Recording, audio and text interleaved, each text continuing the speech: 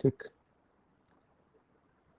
और फिर भी अगर आप मॉड्यूल नहीं ले पा रहे हैं तो फिर आप टेलीग्राम पे @एजिकोटा पे भी ले सकते हैं, और भी तरीके हैं, आपको पता लग जाएगा। और मैं यहाँ भी अपलोड कर रहा हूँ मॉड्यूल, तो मॉड्यूल का स्क्रीनशॉट मैं यहाँ भी अपलोड कर रहा हूँ। यहाँ से भी आप जब PDF डाउनलोड कर सकते हैं, तो ये भी आपको सेम मॉड्यूल, वही मॉड्यूल है। तो बाकी बातें जैसे जैसे आप पढ़ते जाओगे ना, आपको समझ में आता जाएगा मेरा पढ़ाने का तरीका।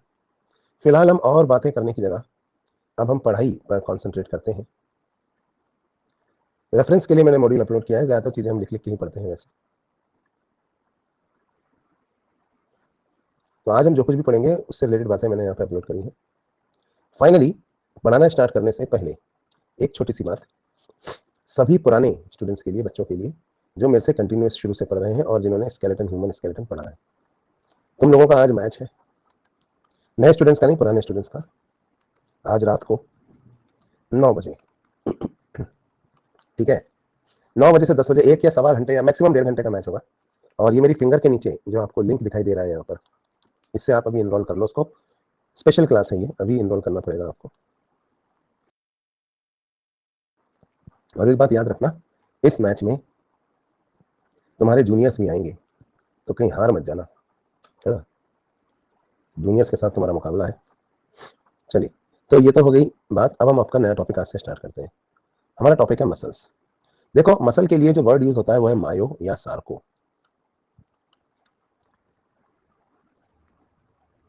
मायो मतलब भी मसल है, सार्को मतलब भी मसल है।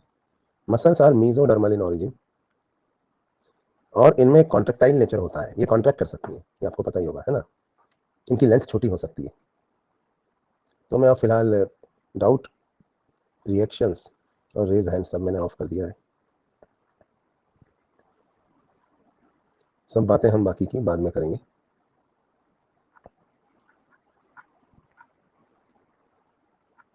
सारे क्वेश्चंस बाद में। अब क्योंकि 15 मिनट हो गए, हम पढ़ाई शुरू कर देते हैं। लास्ट में लूंगा डाउट्स, ठीक है। तो भाई ऐसा है, मसल्स मायो या सार्को भी कहलाती हैं। अब जैसे है ना, साइटोप्लाज्म है, सेल्स के अंदर साइटोप्लाज्म होता है, मसल के अंदर उसको हम क्या कह देते हैं, सार्कोप्लाज्म। सेल के अंदर प्लाज्मा लिमा होती है, प्लाज्मा मेम्ब्रेन या सेल मेम्ब्रेन, उसका नाम बदल के यहाँ क्या रख देते हैं, सार्कोलिमा। चीज़ वही है, नाम बदल देंगे, ठीक है। इसी तरह से मसल्स के अंदर जैसे सेल ऑर्गेनली है, एंडोप्लाज्मिक रेटिकुलम, सार्को मतलब मसल है ना, तो उसका नाम बदल के यहाँ क्या हो जाएगा, मसल्स में उसका नाम हो जाएगा सार्कोप्लाज्मिक रेटिकुलम। तो Sarco is the word use for muscles, है ना, ठीक है। अब मसल्स जो होती हैं हमारी बॉडी का अराउंड 50% तक वेट बनाती हैं। 40 से 50% तो बनाती ही है टोटल बॉडी का, बचा हुआ फिर स्केलेटन और सॉफ्ट टिश्यू भी बनाती है। और जानवरों में जो नॉनवेज में जनरली मसल्स ही खाई जाती हैं, आपको पता है। उसके अलावा तो खाने में तो कीमा भेजा सब खा लेते हैं, भेजा हो गया, जिगर हो गया, लिवर, किडनी भी खाई जाती है, पर जनरली टोटल बॉडी वेट जो है वो मसल्स होता है हमारा। चलिए, तो ये कुछ जनरल बात थी। आगे बढ़ने से पहले मैं आपको एक बात बता रहा था कि हमारा टॉपिक है मूवमेंट एंड लोकोमोशन। स्केलेटन वाला पार्ट जिन बच्चों का नहीं किया है उनका बाद में होगा। अब मूवमेंट एंड लोकोमोशन के बारे में बात करें तो मसल में कॉन्ट्रेक्शन होता है, उसकी वजह से बोन में मूवमेंट होता है, ठीक है। और कुछ मूवमेंट जो है वो लोकोमोशन का कारण भी बनते हैं। लोकोमोशन मतलब एक जगह से दूसरी जगह जाना, ठीक है। अब मूवमेंट्स की ही बात करें तो 3 तरह के मूवमेंट्स होते हैं जो हमारी बॉडी में पाए जाते हैं। ये 3 तरह के मूवमेंट कौन कौन से हैं? एक तो होते हैं अमीबॉइड मूवमेंट्स, दूसरे होते हैं सिलियरी मूवमेंट्स, और तीसरे होते हैं मस्कुलर। अमीबॉइड मूवमेंट क्या होते हैं भाइयों? जैसे आपने देखा होगा हमारी बॉडी के कुछ सेल्स, एग्जाम्पल WBCs, वो उनका कोई फिक्स शेप तो है नहीं, वो इधर उधर स्क्वीज करके कहीं से भी निकल जाते हैं, आपने पढ़ा होगा ऐसा, है ना। और उनका कोई फिक्स शेप भी नहीं है। प्रोटोप्लाज्म के अंदर, उनके साइटोप्लाज्म के अंदर स्ट्रीमिंग होती है, जिसकी वजह से उनका शेप चेंज होता रहता है और उसकी वजह से वो मूव करते हैं। तो ये अमीबॉइड मूवमेंट होते हैं। आपने देखा होगा हमारे कई बॉडी ऑर्गन्स ट्यूब की तरह होते हैं, जैसे हमारा रेस्पिरेटरी ट्रैक, ट्रैकिया, ब्रोंकस, है ना, ब्रोंक्यूल, या फिर ना फीमेल में फेलोपियन ट्यूब। तो इनके अंदर की जो एपिथेलियम होती है उसमें ना सिलिएटेड सेल्स होते हैं, वो सिलिया किसी भी चीज़ को आगे सरकाते रहते हैं। जैसे फेलोपियन ट्यूब में फर्टिलाइज्ड एग को सरकाते हैं, रेस्पिरेटरी ट्रैक में जो सिलिया होते हैं वो धूल चिपकी हुई मुकस को बाहर सरकाते रहते हैं। तो इस तरह के जो मूवमेंट्स हैं इन्हें हम कहा जाता है सिलियरी मूवमेंट। कहाँ पाए जाते हैं ये? जैसे ट्रैकिया में या फेलोपियन ट्यूब्स में।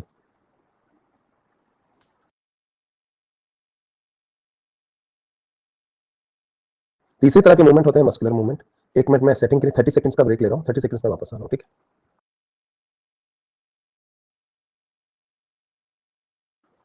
चलो भाई 30 सेकंड से पहले आ गए। तो जैसा मैं बता रहा था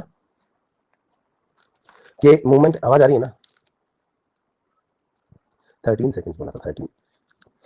तो तीसरे तरह के जो मूवमेंट होते हैं मस्कुलर मूवमेंट्स, इसमें क्या होता है, इसमें कॉन्ट्रैक्शंस होते हैं मसल्स में, जिसकी वजह से बोन या स्केलेटन में मूवमेंट होता है। अब ये मस्कुलर मूवमेंट जो होते हैं ना, ये दो तरीके के होते हैं, एक होते हैं वॉलंटरी और दूसरे होते हैं involuntary. Voluntary movements skeletal muscles करती हैं या स्केलेटल मूवमेंट्स होते हैं। इनवॉलंटरी मूवमेंट जो है वो विसरल मूवमेंट्स होते हैं। विसरा मतलब होता है बॉडी के जो ऑर्गन्स होते हैं जो सॉफ्ट टिश्यू होती है वो सब, ठीक है भाई। तो ये तो हो गया मूवमेंट्स के बारे में, मूवमेंट एंड लोकोमोशन में टाइप ऑफ मूवमेंट्स, ये हमने एनसीईआरटी से पैराग्राफ लिया, अमीबाइड मूवमेंट्स, सिलियरी मूवमेंट्स और मस्कुलर मूवमेंट्स। तो अमीबाइड मूवमेंट क्यों होते हैं आप समझ गए, क्योंकि साइटोप्लाज्मिक स्ट्रीमिंग की वजह से मैक्रोफेज और ल्यूकोसाइट्स जो ब्लड में होते हैं उनके अंदर ये मूवमेंट्स होते हैं, उनके अंदर कुछ साइटोस्केलेटन एलिमेंट्स होते हैं जैसे कि माइक्रोफिलामेंट्स वगैरह, वो भी इन मूवमेंट्स में इन्वॉल्व होते हैं। सिलियरी मूवमेंट क्या होता है, जैसे सिलिया ऑफ ट्रैकिया डस्ट हटाते हैं या फीमेल रिप्रोडक्टिव ट्रैक, ये मैंने आपको बताया। जबकि मस्कुलर मूवमेंट क्यों पाते हैं कि मसल में एक प्रॉपर्टी होती है कॉन्ट्रैक्ट करने की, जिससे उसकी लेंथ जो है ना वो शॉर्ट हो जाती है और मसल कहीं ना कहीं बोन से जुड़ी होती है, तो मसल में कॉन्ट्रैक्शन फिर बोन को हिलाता है ना। और कई बार मसल जो है ना, हमारे कुछ ऑर्गन्स जो ट्यूब जैसे ऑर्गन्स होते हैं ना, उनकी जो दीवार होती है उनके अंदर मसल्स पाई जाती है, तो वो जैसे इंटेस्टाइन है हमारी, है ना, तो उसमें कॉन्ट्रैक्शन से पेरिस्टाल्सिस वगैरह होगी। तो ये मस्कुलर मूवमेंट, तो 3 तरह के मूवमेंट होते हैं। So we will start our studies with the muscles. Amoeboid और सिलियरी मूवमेंट के बारे में अब हमको और कोई बात नहीं करनी है, हम सीधे अपनी पढ़ाई शुरू करेंगे मस्कुलर मूवमेंट से। जैसा मैंने आपको बताया कि मसल्स की स्टडी को मायो या सार्कोलॉजी कहते हैं, डेवलप होती है मीजोरम से। मसल में 4 प्रॉपर्टीज होती हैं, एक्साइटेबिलिटी समझाऊंगा मैं अभी, कॉन्ट्रैक्टाइलिटी, एक्सटेंसिबिलिटी और इलास्टिसिटी। आप कहेंगे ये क्या है। सो 4 प्रॉपर्टीज जो किसी भी मसल के अंदर है, देखिए पहली है एक्साइटेबिलिटी, दूसरी है कॉन्ट्रैक्टाइलिटी, तीसरी है एक्सटेंसिबिलिटी और चौथी है इलास्टिसिटी। चारों को एक एक लाइन में हम एक्सप्लेन कर देते हैं। देखो जैसे नर्व होती है ना, तो नर्व क्या होती है, उसके अंदर चेंजेस आते हैं जब हम स्टिमुलस अप्लाई करते हैं, तो नर्व में इंपल्स ट्रैवल करती है कि नहीं करती है, सुना है ना आपने ऐसा, नर्व सेल में। तो वैसे ही मसल सेल में भी इंपल्स ट्रैवल करती है ना। तो डेवलपमेंट या of action potential, action potential को हम इंपल्स कहते हैं, एक्शन पोटेंशियल या impulse on application of stimulus, जब स्टिमुलस अप्लाई करी जाती है, जैसे नर्व में होता है वैसे ही मसल में भी, when it receives a stimulus, है ना। तो नर्व भी ना स्टिमुलस दोगे तो नर्व की तरह मसल में भी जो एक्शन पोटेंशियल है वो डेवलप हो सकती है। हालांकि this action potential is generally developed when the muscle fiber receives an impulse from a motor nerve। Motor nerve वो होती है जो मसल में जा रही होती है, मसल में आगे जुड़ती है ब्रेन से। तो मोटर नर्व जब अपनी इंपल्स मसल फाइबर तक पहुंचा देता है, तो मसल फाइबर के अंदर ये इंपल्स डेवलप होती है। तो ये तो एक्साइटेबिलिटी थी। कॉन्ट्रैक्टाइलिटी क्या होती है, कॉन्ट्रैक्टाइलिटी की प्रॉपर्टी होती है ability to decrease its length, ability of a muscle fibre to decrease its length, मतलब उसकी लेंथ शॉर्ट हो सकती है, इतना है ना ये मसल फाइबर, इतने का इतना हो सकता है, ये कहलाती है कॉन्ट्रैक्टाइलिटी। एक्सटेंसिबिलिटी और इलास्टिसिटी में थोड़ा सा फर्क है। एक्सटेंसिबिलिटी मतलब होता है एबिलिटी, कॉन्ट्रैक्शन का उल्टा रिलैक्सेशन कहते हैं ना जैसे अपन, तो रिलैक्सेशन को ही हम एक्सटेंसिबिलिटी कह सकते हैं। Ability to regain its increased length, relaxation its increased length, मतलब रिलैक्स स्टेट में इसकी लेंथ ना थोड़ी सी ज़्यादा होती है, तो ये वापस अपनी लेंथ को वापस रिगेन कर सकते हैं। और इलास्टिसिटी ये एक अलग चीज़ है। स्ट्रेचेबिलिटी समझते हैं आप, जैसे रबर बैंड होता है ना इलास्टिक, तो मसल में इलास्टिसिटी भी होती है, मतलब इसका कॉन्ट्रैक्ट या रिलैक्स होने के अलावा है ये, मतलब हल्की सी। What is elasticity, to retain its original shape and size, ability to retain, इसको आप खींचेंगे ना तो थोड़ा बहुत खींच जाएगी, लेकिन अपने वापस से अपने ओरिजिनल शेप या साइज में ये आ सकती है। तो ये 4 प्रॉपर्टीज होती हैं किसी भी मसल की। अब मसल आखिर क्या है? मसल बनी हुई होती है मसल फाइबर्स की। बेसिकली एक मसल है क्या? Muscle is made up of muscle fibres. Muscle fibre ही दरअसल मसल सेल होता है। जैसे कोई भी ऑर्गन किसका बना होता है? सेल्स का। तो वैसे ही मसल्स में क्या होता है? मसल कोई ऑर्गन नहीं है, वो एक स्ट्रक्चर है, पर मसल बनी हुई किसकी है? तो आंसर है मसल जो है वो मसल सेल्स की बनी है। मसल सेल्स क्या है भाई? मसल सेल्स दरअसल मसल फाइबर को कहा जाता है।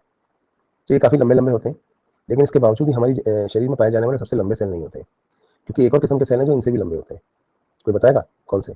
नर्व सेल, जिनकी बनी होती है नर्व, और वो हमारे शरीर के सबसे लंबे सेल्स होते हैं। ठीक है, तो ये तो बात हुई एक मसल फाइबर की।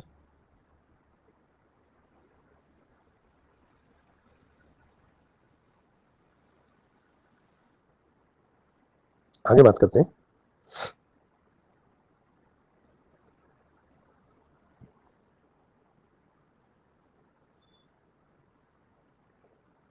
चलिए, तो muscle is made up of muscle fibre या मसल सेल। तो हम यहाँ पे ना अब क्या पढ़ेंगे? हम एक मसल का स्ट्रक्चर पढ़ेंगे, पर इससे पहले मैं आपको टाइप ऑफ मसल बताऊंगा। देखो, हमारे शरीर में 3 तरह की मसल्स होती हैं। ठीक है, तो हमारा टॉपिक है टाइप ऑफ मसल्स। अब हम मसल्स को 2 तरह से डिवाइड कर सकते हैं, स्ट्रक्चरली या फंक्शनली। ठीक है, तो मसल्स को डिवाइड करने के 2 तरीके हैं, स्ट्रक्चरली या फंक्शनली। तो हम एक काम करते हैं, हम स्ट्रक्चरल क्लासिफिकेशन देखते हैं।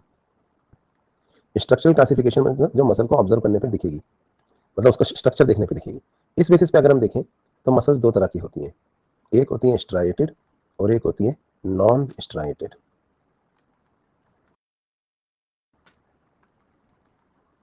जो स्ट्राइएटेड मसल्स होती हैं उनमें alternate light and dark band के पैटर्न्स प्रेजेंट होते हैं, है ना? ये कैसे बनते हैं ये मैं आपको थोड़ी देर बाद बताऊंगा। अल्टरनेट लाइट या dark band patterns are observed. इनको जब हम देखते हैं, ये जेब्रा क्रॉसिंग की तरह दिखती हैं कई बार। और ये जो स्ट्राइएटेड मसल्स होती है ना, ये एक्चुअली वॉलंटरी मसल्स होती हैं। तो striated muscles are voluntary muscles. Voluntary muscles वो होती हैं जिन्हें हम अपनी मर्जी से, जिनमें कॉन्ट्रैक्शन कराते हैं, है ना, जो हमारे विश सेंटर के कंट्रोल में होती है। तीसरी बात, स्ट्राइएटेड मसल्स का जो एग्जाम्पल है वो होती हैं स्केलेटल मसल्स। स्केलेटल मसल्स दोस्तों वो मसल्स होती हैं which are attached to our skeleton. So basically skeletal muscles are the muscles which are attached to our skeleton. Skeleton में जनरली क्या आता है? बोन और कार्टिलेज, सुना होगा आपने। तो ये हमारे बोन्स या कार्टिलेज से अटैच होती हैं, और ये मसल्स जो हैं they help in movement and locomotion. ये स्केलेटल मूवमेंट में हेल्प करती हैं। स्केलेटल मूवमेंट मतलब हमारे जो वॉलंटरी मूवमेंट होते हैं, जैसे हम अपना शरीर को इधर से उधर हिला रहे हैं, तो they help in skeletal movement and locomotion. Locomotion मतलब जो हमें एक जगह से दूसरी जगह चल के जाना है। तो इनका एग्जाम्पल होती है स्केलेटल मसल्स, स्ट्राइएटेड मसल्स का। नॉन स्ट्राइएटेड मसल्स जो होती हैं इनको हम स्मूथ मसल भी कहते हैं, क्योंकि यहाँ पर जो लाइट और डार्क बैंड वाला जो पैटर्न है वो इतना साफ साफ दिखाई नहीं देता है। So non striated muscles may also be called as the smooth muscles. ये एक ही बात होती है। रीजन क्या है? क्योंकि इनके ऊपर वो अल्टरनेट लाइट या डार्क बैंड नहीं है। ठीक है, so they are also called as smooth muscles. Regular pattern of bands, light and dark bands is not visible. यहाँ पे ठीक से हमको रेगुलर पैटर्न दिखाई नहीं देता है। और ये जो मसल्स होती है ना, ये इनवॉलंटरी मसल्स होती हैं। ठीक है, ये कैसी मसल्स होती हैं? इनवॉलंटरी। तो आप देखिए यहाँ पे स्ट्राइएटेड मसल्स जनरली वॉलंटरी होती हैं, और जो नॉन स्ट्राइएटेड होती हैं वो इनवॉलंटरी होती हैं। और ये जो इनवॉलंटरी मसल्स होती हैं, इसका एग्जाम्पल है हमारे इंटरनल ऑर्गन्स की मसल्स, यानी कि विसरल मसल्स।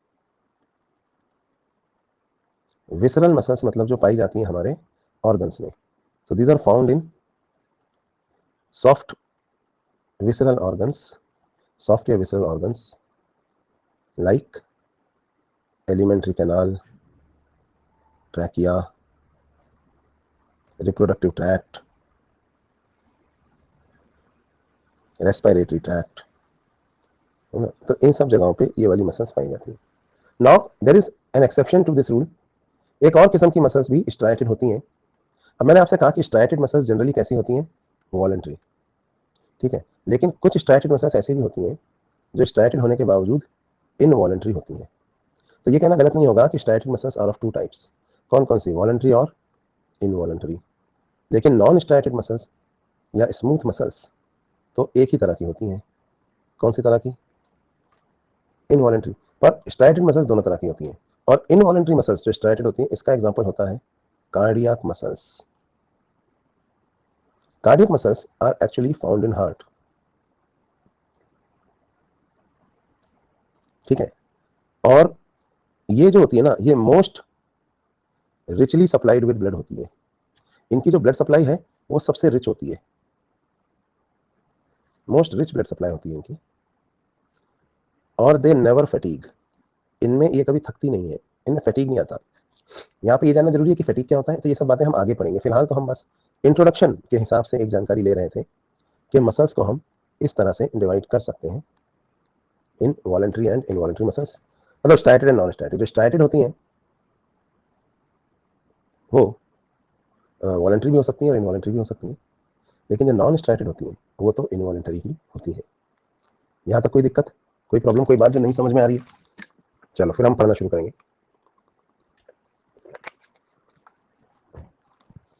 तो भाई ऐसा है,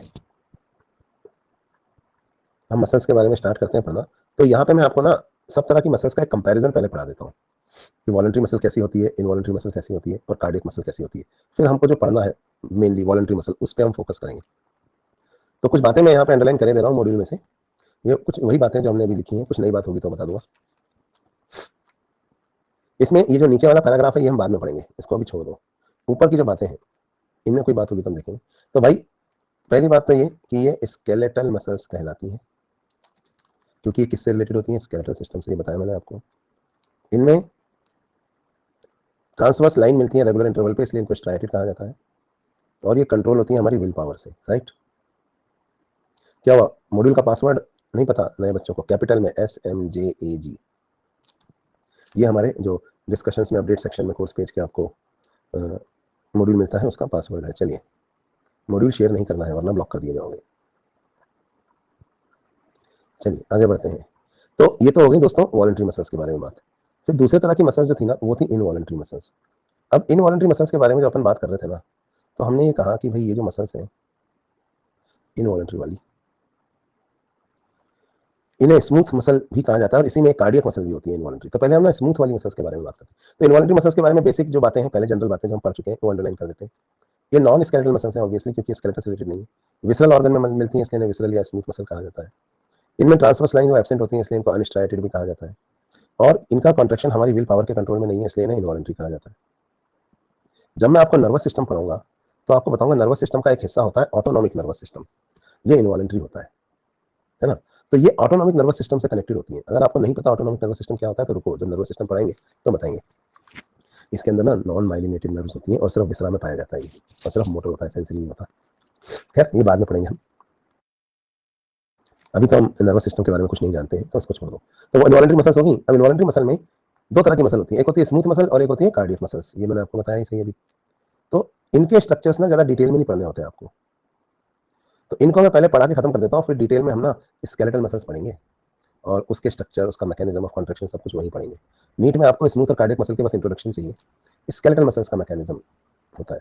भाई मॉड्यूल कहाँ पे अवेलेबल होगा बताया ना, आप मेरे कोर्स पेज पे जाओ, इस कोर्स पेज पे क्लिक करो, डिस्कशन आएगा, डिस्कशन के बाद अपडेट सेक्शन आएगा, वहाँ मिलेगा। चलो पासवर्ड बता ही दिया है। एनसीईआरटी के बाहर से क्वेश्चन आ सकते हैं नीट में, और वही क्वेश्चन डिसाइड करते हैं कि एमबीबीएस किसको मिलेगा, क्योंकि एनसीईआरटी तो पूरा देश पढ़ रहा है। 90 में से 80 क्वेश्चन तक एनसीईआरटी से ही आएंगे और डायरेक्टली आएंगे, लेकिन वो तो सब सही कर देंगे। जो वो बचे हुए 10 क्वेश्चन सही करेगा गवर्नमेंट एमबीबीएस उसी को मिलेगा। एनसीईआरटी के बाहर से क्वेश्चन आ सकते हैं नीट में, लेकिन मेरे पढ़ाई के बाहर से नहीं आएंगे। समझ में आ गई बात? तो जो मैं पढ़ा रहा हूँ वो आपको पूरा पता होना चाहिए। मॉड्यूल में दी होती हैं वो चीज़ें, नहीं दी हो तो वहाँ लिख लीजिए। चलिए आगे बढ़ते हैं, और पहले ना हम एक स्मूथ मसल के स्ट्रक्चर को पढ़ लेते हैं। कार्डियक मसल तो हमें हमारा स्ट्रक्चर भी नहीं पढ़ना, हमें क्या पढ़ना होता है, मेनली हमें पढ़ना होता है स्केलेटल मसल्स। लेकिन स्मूथ और कार्डियक मसल के बारे में कुछ छोटी छोटी बातें यहाँ पे मैं आपको अंडरलाइन करके दे रहा हूँ। ये बातें एनसीईआरटी में भी ज़्यादा दी हुई नहीं है, लेकिन हाँ पता होनी चाहिए। तो एक बार अंडरलाइन कर लेते हैं। स्मूथ मसल, एक तो है ना स्मूथ मसल फाइबर का शेप बड़ा अलग सा होता है। देखो नॉर्मली जो एक मसल फाइबर होता है ना वो ऐसा दिखता है, ये सिलेंड्रिकल, और स्मूथ मसल फाइबर ऐसा दिखता है, ये शकरकंद की तरह या गिल्ली डंडा की गिल्ली की तरह। गिल्ली डंडा का गिल्ली होता है ना, या शकरकंद जो होता है उसकी तरह दिखता है। ठीक है, इस तरह का। तो एक तो शेप अलग है इसका। कुछ बातें हैं स्मूथ मसल फाइबर के बारे में, ये अंडरलाइन कर देता हूँ। आप लिखना चाहते लिख सकते हैं, मेरे पास लिखा हुआ है पूरा का पूरा, वो आप वहीं से डाउनलोड कर लेना। अभी दिखाऊंगा मैं, टेबल है इसलिए मैं लिखा नहीं रहा इसको। ये छोटे होते हैं, उतने लंबे नहीं होते, और गिल्ली डंडा की गिल्ली की तरह होते हैं, यानी कि स्पिंडल शेप होते हैं, और ब्रांचेस नहीं होती इसमें, सिंगल फाइबर होता है ब्रांच। अभी दिखा दूंगा मैं। जब एनिमल टिश्यू पढ़ाऊंगा तो एक तरह के जंक्शंस पढ़ाऊंगा आपको, गैप जंक्शंस, जिनसे कि ना एक सेल से दूसरे सेल में फटाफट चीजों का ट्रांसपोर्टेशन हो जाता है। तो ये उन गैप जंक्शंस के थ्रू कनेक्टेड होते हैं। ठीक है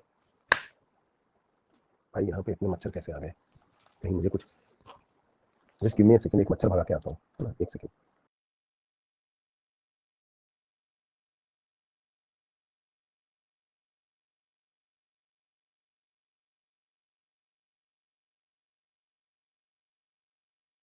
आवाज आ रही है भाई?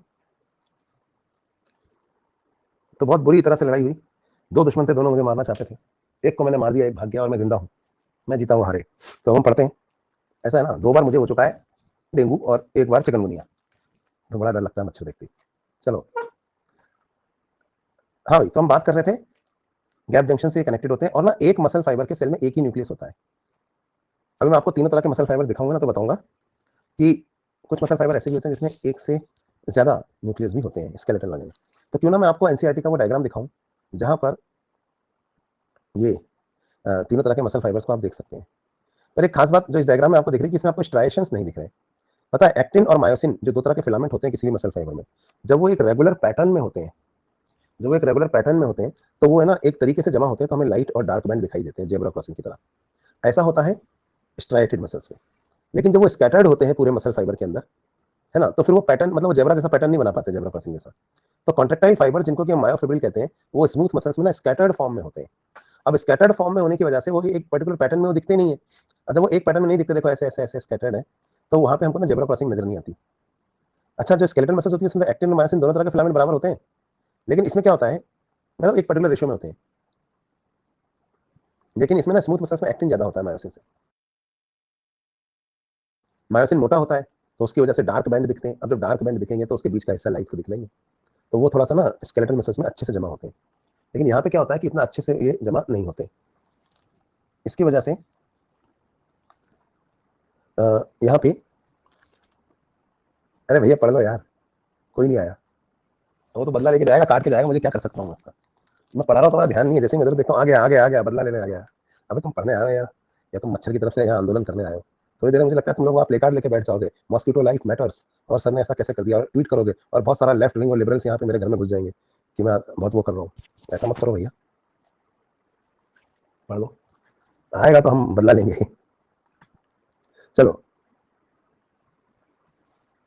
पढ़ दे भाई, चलो यहाँ ध्यान दो, पढ़ने पे ध्यान दो। तो जैसा मैं कह रहा था आपको कि इसके अंदर ना एक्टिन जो है वो ज्यादा होता है मायोसिन से, और यहाँ पे ये मायोफिब्रिल ही कॉन्ट्रेक्टाइल यूनिट होती है। आप कहें कुछ भी समझ में नहीं आ रहा, अभी छोड़ दो, थोड़ी देर में आएगा। तो स्मूथ मसल्स को पढ़ाने के बाद हम एक और चीज पढ़ेंगे, कार्डियक मसल्स। ये पढ़ेंगे अभी हम, पर मैं तीनों का आपको एक बार फोटो दिखाता हूँ। कार्डियक मसल्स में स्ट्राइएशंस होते हैं, यानी कि लाइट और डार्क बैंड के पैटर्न्स नजर आते हैं। ठीक है, और इसके जो फाइबर होते हैं ना, इनमें एक और चीज होती है जिसे कहा जाता है पार्टीशन होते हैं इनके फाइबर में, जिन्हें इंटरकैलेटेड डिस्क कहते हैं। तो इन तीनों को मैं दिखाता हूँ आपको, तब आपको समझ में आएगा। ये देखो यार, अब यहाँ पे आपको 3 तरह के मसल फाइबर दिख रहे हैं। इस फोटोग्राफ को ध्यान से देखना, क्योंकि ये डायरेक्ट क्वेश्चन आते हैं नीट में, क्योंकि एनसीईआरटी का ही फोटोग्राफ है। ये जो पहला वाला आपको दिख रहा है, ये स्केलेटल मसल फाइबर है। दूसरा वाला जो आपको दिख रहा है, ये स्मूथ मसल फाइबर है। और तीसरा वाला जो है, जो यहाँ आपको दिख रहा है, ये कार्डियक मसल फाइबर है। तो तीनों के अंदर क्या अंतर है, पहले तो मैं आपको वो समझा देता हूँ। अब देखो, जो पहला वाला है ना, इसमें आपको स्ट्राइएशंस नजर आ रहे हैं, दिख रहे हैं? तो फर्स्ट वाले में ना आपको स्ट्राइएशंस नजर आ रहे हैं, और थर्ड वाले में भी स्ट्राइएशंस नजर आ रहे हैं। इसलिए इन दोनों को हम क्या कहते हैं बताओ? स्ट्राइटेड। लेकिन स्मूथ मसल वाले में हमको कोई स्ट्राइएशंस नजर नहीं आ रहे। स्ट्राइएशन मतलब ये देखो ना आप, ये दिख रहा है आपको जेब्रा क्रॉसिंग की तरह लाइट और डार्क बैंड वाले पैटर्न्स दिख रहे हैं ना? देखो लाइट डार्क यहाँ दिख रहे हैं, सब ऐसे ऐसे पैटर्न दिख रहे हैं ना, ये। तो स्ट्राइएशंस इन दोनों में होते हैं लेकिन इसमें नहीं होते, पहला फर्क तो ये।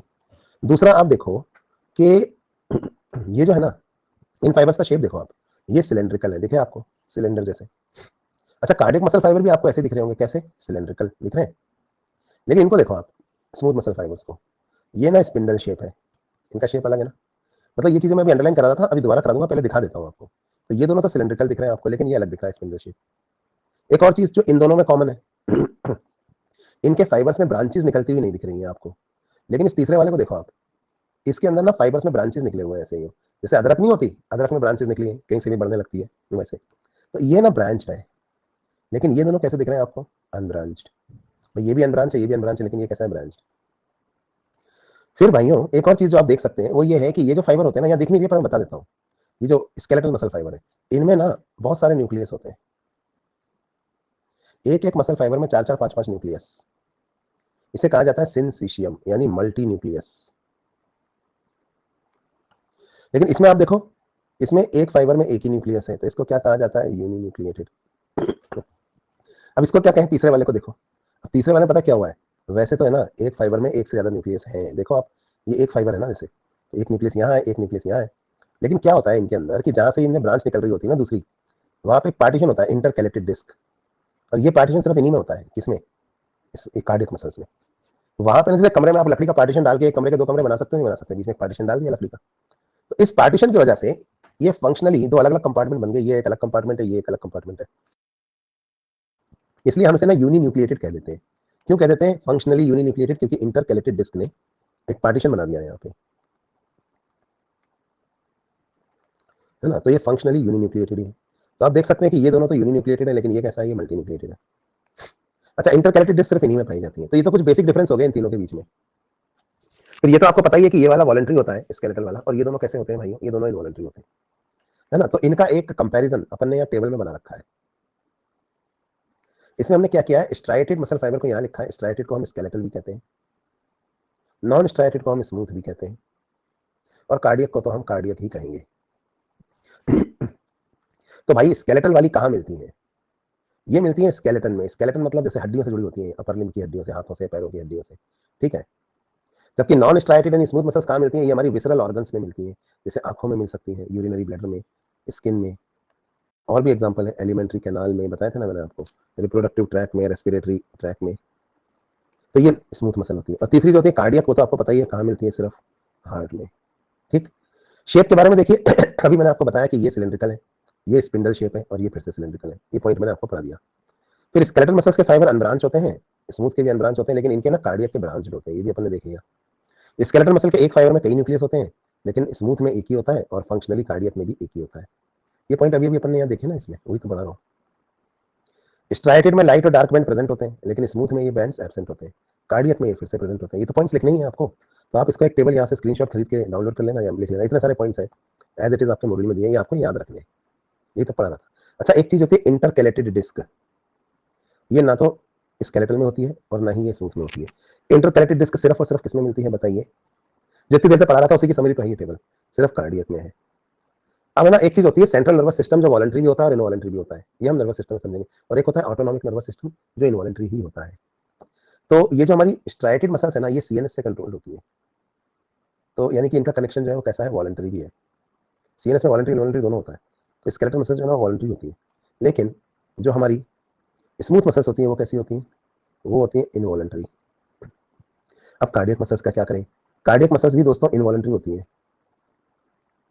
लेकिन स्मूथ मसल्स को तो सिर्फ ऑटोनॉमिक नर्वस सिस्टम कंट्रोल करता है, स्केलेटल मसल्स को सिर्फ CNS central nervous system control करता है। कार्डियक मसल्स को दोनों कंट्रोल करते हैं, सीएनएस भी और एएनएस भी। आपको ये नर्वस सिस्टम तो पढ़ा है नहीं, कैसे समझ में आएगा सीएनएस क्या एएनएस क्या, थोड़ा सा 10th की नॉलेज। जो आपका ब्रेन होता है ना, ब्रेन ब्रेन और स्पाइनल कॉर्ड, वो सीएनएस है, ठीक। लेकिन सीएनएस में ही एक जगह होती है जिसे हम एएनएस कहते हैं। आप कहेंगे कहाँ होती है, अरे एएनएस का ऑरिजिन होता है मेडुला से। तो ब्रेन में एक जगह होती है मेडुला, जो ब्रेन को स्पाइनल कॉर्ड से जोड़ती है। तो मेडुला जो है ना, वो ऑटोनॉमिक नर्वस सिस्टम का कंट्रोल सेंटर है, ठीक, और वो इनवॉलंटरी है। जबकि ब्रेन के हायर सेंटर जो होते हैं वो वॉलंटरी होते हैं, सेरिब्रम वगैरह। तो स्केलेटल मसल्स वॉलंटरी कंट्रोल होती है, स्मूथ मसल्स मेडुला के द्वारा इनवॉलंटरली कंट्रोल होती है। लेकिन मेडुला अकेला ही ऑटोनॉमिक नर्वस सिस्टम नहीं है, ये तो उसका हाईएस्ट सेंटर है। ऑटोनॉमिक नर्वस सिस्टम दरअसल जो है ना, कहाँ होता है पता है, विसरल ऑर्गन्स के अंदर जो नर्व्स होती हैं उन्हें कहा जाता है। इंटेस्टाइन की दीवारों में नर्व प्लेक्सस होते हैं, ऑर्बिट प्लेक्सस, मीशनल प्लेक्सस। तो वो जो इंटेस्टाइन की दीवारों में जो नर्व प्लेक्सस होते हैं और भी जगहों पे होते हैं, वो सब जो विसरा में जो नर्व्स होती है उनको हम ऑटोनॉमिक नर्वस सिस्टम कहते हैं। ये नॉन माइलिनेटेड होती है, माइलिन शीथ नहीं होती इनके ऊपर। ये सब बातें हम नर्वस सिस्टम करेंगे, बाकी सब माइलिनेटेड नर्व्स होती है। तो ये जो ऑटोनॉमिक नर्वस सिस्टम है ना, ये जो विसरा के अंदर है या फिर जिसका मेडुला में कंट्रोल है, तो ये तो विसरा वाली तो स्मूथ मसल्स होती है जो यहाँ पर है। स्मूथ मसल्स मतलब जो विसरा में पाई जाने वाली नर्व्स होती है वो इन्वॉलंटरी है। कार्डियक जो है वो भी विसरा में पाई जाती है। हार्ट के अंदर भी नर्व जैसे मसल फाइबर्स होते हैं, और हार्ट को कंट्रोल करने के लिए भी कुछ नर्व्स होती है। एक्सेलरेटर नर्व और वेगस नर्व, याद आया आपको? वो ऑटोनॉमिक नर्वस सिस्टम का ही हिस्सा है। ऑटोनॉमिक नर्वस सिस्टम में दो तरह की नर्व्स होती हैं, सिंपैथेटिक और पैरासिम्पैथेटिक। ये भी हम बाद में देखेंगे। तो वो कंट्रोल करती है इसको, सिंपैथेटिक और पैरासिम्पैथेटिक। साथ में मेडुला ऑब्लोंगेटा भी कंट्रोल करती है हार्ट को। तो सीएनएस भी कंट्रोल कर रहा है और एएनएस भी कंट्रोल कर रहा है हार्ट की मसल्स को। सबसे मस्त ब्लड सप्लाई जो है ना वो कार्डियक मसल्स की होती है, मैक्सिमम हाईएस्ट, क्योंकि इनमें कभी फटीग नहीं आता, ये कभी थकती नहीं है। इनमें फटीग आ जाएगा तो हार्ट जो है वो बीट करना ही बंद कर देगा। तो हार्ट की मसल्स क्योंकि हार्ट कंटिन्यूसली काम करता है जिंदगी भर, तो उसकी ब्लड सप्लाई सबसे बढ़िया होती है। स्केलेटल मसल्स की ब्लड सप्लाई जो है वो ठीक होती है, लेकिन स्मूथ मसल्स की ब्लड सप्लाई कम होती है, क्योंकि इनको ज़्यादा मेहनत का काम तो करना नहीं है। कोई ज़्यादा मेहनत का काम करना नहीं होता है इनको, तो कम सप्लाई में भी इनका काम चल जाता है। अब पॉइंट की बात यह है कि कार्डियक मसल फाइबर्स तो कभी फटीग नहीं होते, क्यों? क्योंकि उनको अच्छे से रिच सप्लाई दी गई है ब्लड की। इसके अलावा एक और चीज़ होती है जिसकी वजह से फटीग नहीं होती, जो मैं आपको बाद में समझाऊंगा, कि इनमें कॉन्ट्रैक्शन के बाद जो रिलैक्सेशन का प्रोसेस होता है इन डायस्टोल, वो काफ़ी स्लो होता है। तो रिलैक्सेशन के टाइम इनको काफ़ी टाइम मिलता है, जिसकी वजह से इनकी रिकवरी हो जाती है, और उसकी वजह से फिर ये फटीग नहीं होते। लेकिन इतना लंबा रिकवरी पीरियड स्केलेटल मसल्स का नहीं होता है। तो इसकी वजह से क्या होता है कि अगर आप किसी स्केलेटल मसल को लगातार कॉन्ट्रैक्ट कराओगे बहुत देर तक, तो थोड़ी देर में वो काम करना बंद कर देगी, 1-2 सेकंड के लिए वो काम नहीं करेगी, फिर वापस रिकवरी पीरियड पूरा हो जाएगा तो वापस काम करने लगेगी, है ना? तो ये फटीग हो जाती है। फटीग क्या होता है बाद में समझेंगे, अभी इतना समझ लो फटीग मतलब थक जाना। तो ये कभी फटीग नहीं होती, लेकिन ये हो जाती है। अब स्मूथ मसल, हालांकि स्मूथ मसल्स की ब्लड सप्लाई कम है, आप देख सकते हैं लेस है, लेकिन इनको ज़्यादा कोई एनर्जी वाला काम करना ही नहीं होता। ये तो ऑर्गन्स के अंदर होती है, थोड़ी बहुत पेरिस्टाल्सिस वगैरह कराती है, तो इनमें भी जनरली कोई फटीग नहीं आता है। तो ये फटीग वाला फिनोमेना जो है ना, ये मेनली किसके साथ एसोसिएटेड होता है? स्केलेटल मसल्स के साथ। इनमें नहीं आता, और इनमें तो बिल्कुल भी नहीं आता। ये 9 पॉइंट जो मैंने आपको बताए हैं, ये आपको याद रखने हैं। ये कंपैरिजन है between striated smooth skeletal smooth and cardiac muscles, और ये एक डायग्राम है इसी कंपैरिजन का जो मैंने आपको यहाँ दिखाया। तो ये डायग्राम और ये कंपैरिजन, ये आपको याद रखना है, इसमें से ही क्वेश्चन आएगा। ये तो डायग्राम और कंपैरिजन हो गया।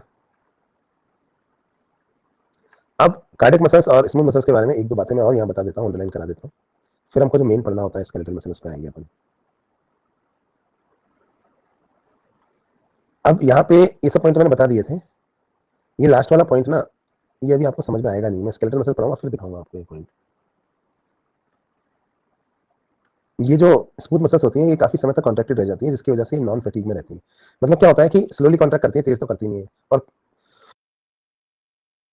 काफी समय तक कॉन्ट्रैक्टेड रहती है, ऐसे नहीं कि जल्दी कॉन्ट्रैक्ट हो रही है, रिलैक्स हो रही है। इसकी वजह से इनमें फटीग नहीं आता, हालांकि इनके अंदर जो सप्लाई है, ब्लड सप्लाई, वो इतनी रिच नहीं है, फिर भी नहीं आता। दूसरा, एक ना मसल कॉन्ट्रैक्शन के लिए जरूरत पता है किसकी होती है? कैल्शियम आयंस की, वो हम आगे पढ़ेंगे। तो जो स्केलेटल मसल्स, कैल्शियम आयन का रिसोर्स पता है कौन होता है? मसल्स के अंदर पाया जाने वाला एंडोप्लाज्मिक रेटिकुलम, जिसका नाम दोस्तों दरअसल सार्कोप्लाज्मिक रेटिकुलम होता है। तो सार्कोप्लाज्मिक रेटिकुलम किसी भी मसल फाइबर में कॉन्ट्रैक्शन के लिए कैल्शियम प्रोवाइड करता है। तो स्केलेटल मसल्स में तो ऐसे ही होता है, लेकिन स्मूथ मसल्स में सार्कोप्लाज्मिक रेटिकुलम जो है वो इतने डेवलप्ड नहीं होते, तो फिर मसल कॉन्ट्रैक्शन के लिए तो कैल्शियम चाहिए। तो कहाँ से आएगा कैल्शियम? तो ये ना स्मूथ मसल्स ज्यादा किस पे डिपेंडेंट होती हैं? एक्स्ट्रा सेलुलर फ्लूइड, यानी सेल के बाहर जो इंटरस्टिशियल स्पेस होता है मसल फाइबर के बाहर, वहां पर जो कैल्शियम आयंस पाए जाते हैं टिश्यू फ्लूइड में या ईसीएफ में, एक्स्ट्रा सेलुलर फ्लूइड में, उन कैल्शियम आयंस पे ज्यादा डिपेंडेंट होती हैं as compared to skeletal muscles. क्योंकि स्केलेटल मसल्स में तो जिस मसल के अंदर जो एंडोप्लाज्मिक रेटिकुलम होता है, जिसको कि हम सार्कोप्लाज्मिक रेटिकुलम कहते हैं, उसी से मिल जाते हैं मसल फाइबर्स, ठीक है? मतलब कैल्शियम वहीं से मिल जाता है। तो कुछ बातें हैं स्मूथ मसल्स की जो मैंने आपको बता दी। इस तरह से कार्डिक मसल्स के बारे में भी एक दो बातें, ये स्ट्राइटेड होती हैं, लॉन्ग सिलिंड्रिकल ब्रांच फाइबर से इंटरकैलेटेड डिस्क में पाई जाती है, फंक्शनली यूनिन्यूक्लिएटेड होती हैं, और नॉन फैटिक मसल्स होती हैं, ये इनवॉलंटरी होती हैं। ये बातें मैंने आपको बता दी। कार्डिक मसल्स में फैटिक इसलिए भी नहीं आता क्योंकि इनका रिकवरी पीरियड जो है वो डायस्टोल से छोटा होता है। मतलब इसमें क्या होता है, कार्डिक मसल्स में कॉन्ट्रैक्शन को सिस्टोल, रिलैक्सेशन को डायस्टोल कहते हैं। तो कार्डिक मसल में सिस्टोल तो जल्दी हो जाता है, डायस्टोल को धीरे धीरे होता है। Fast contraction, slow relaxation, fast contraction, slow relaxation. तो जो रिलैक्सेशन में डायस्टोल की ड्यूरेशन है वो इतनी ज्यादा होती है कार्डिक मसल्स में कि रिकवरी पीरियड उसके अंदर ही खत्म हो जाता है, इसलिए इनमें फैटिक नहीं आता। तो ये कुछ बातें मैंने आपको बताई तीनों तरह के मसल्स के बारे में। अब हम दोस्तों फोकस करेंगे हमारे टॉपिक पे। अब हमारा जो टॉपिक है वो है स्केलेटल मसल्स, क्योंकि यही हमें पढ़ना होता है और यही में हमारे एनसीईआरटी में दिया है मेनली, और इसी में से क्वेश्चन आते हैं। तो यहाँ पे जो मसल फाइबर का स्ट्रक्चर एनसीईआरटी ने दिया है, ये स्ट्रक्चर भी दरअसल इन्होंने एक स्केलेटल मसल का दिया है, यानी वही वॉलंटरी वाली मसल्स का। तो इसी को हम पढ़ेंगे। तो अब हम ना स्मूथ और कार्डियक मसल के बारे में ज़्यादा बात नहीं करेंगे। अब हम मेनली फोकस करेंगे structure of A skeletal muscle fibre और बाद में function of A skeletal muscle fibre.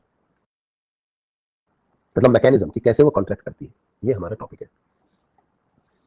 ठीक है, तो एक स्केलेटल मसल फाइबर कैसी होती है, स्केलेटल मसल कैसी होती है, इसको दिखाने के लिए ये तो एनसीईआरटी का डायग्राम है, इससे बनाना तो बहुत ही कठिन होगा, शुरू में रटना नहीं है, हमें कॉन्सेप्चुअली समझना। तो पहले मैं सरल डायग्राम समझाता हूँ, उसके बाद फिर हम इस डायग्राम पे आएंगे। तो मैं यहाँ आपको एक मसल दिखाता हूँ कि एक मसल जो है वो दरअसल होती कैसी है। आपने मसल्स देखी होंगी, बॉडी बिल्डर लोग जो होते हैं वो अपनी मसल्स ऐसे करके दिखाते हैं। अगर आप किसी बॉडी बिल्डर की मसल को देखो तो आप ध्यान से देखोगे तो ये ऊपर वाला डायग्राम देखो, पहला वाला डायग्राम नंबर 1 देखो आप, और कुछ भी मत देखो। बाद में मैं आपको डायग्राम नंबर 2 और 3 दिखाऊंगा। फर्स्ट डायग्राम देखो आप, सेकंड और थर्ड मत देखो। तो फर्स्ट डायग्राम में आपको दिखाई दे रहा है ऐसी होती है मसल, देखा ही होगा आपने। अब एक मसल में ना कई बंडल होते हैं देखिए आप, ये जो मसल आपको दिख रही है ये तो पूरी एक मसल है। ये सपोज ये पूरी एक मसल है ये, पर इस एक मसल में क्या आपको कुछ बंडल दिख रहे हैं? ये एक बंडल है, ये दूसरा, ये तीसरा, इसमें 4 बंडल दिख रहे हैं। मैं आपको जूम करके दिखाता हूँ, और जूम करते हैं। ये देखिए, ये जो मसल मैंने यहाँ बनाई है, इस मसल में आपको 4 बंडल दिख रहे होंगे, 1 2 3 और 4। तो एक मसल में दरअसल 4 बंडल हैं यहाँ। ये जो मसल फाइबरों के बंडल होते हैं, इन बंडलों को कहा जाता है फैसिक्युलस।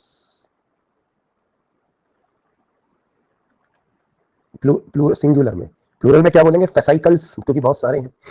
तो ये मसल फाइबरों का जो बंडल होता है ये फेसिकुलस कहलाता है। तो अब हम एक काम करते हैं ये पूरी तो एक मसल है ना, लेकिन मसल में बहुत सारे, एक मसल में बहुत सारे फेसिकुलस होते हैं। तो क्यों ना हम इस एक फेसिकुलस को जूम करें। ठीक है, तो हम एक काम करते हैं, इस एक फेसिकुलस को, इस वाले को है ना, इसको जूम करते हैं और नीचे देखते हैं। तो जब हम इस एक फेसिकुलस को जूम करते हैं तो ये हमें ऐसा दिखाई देता है।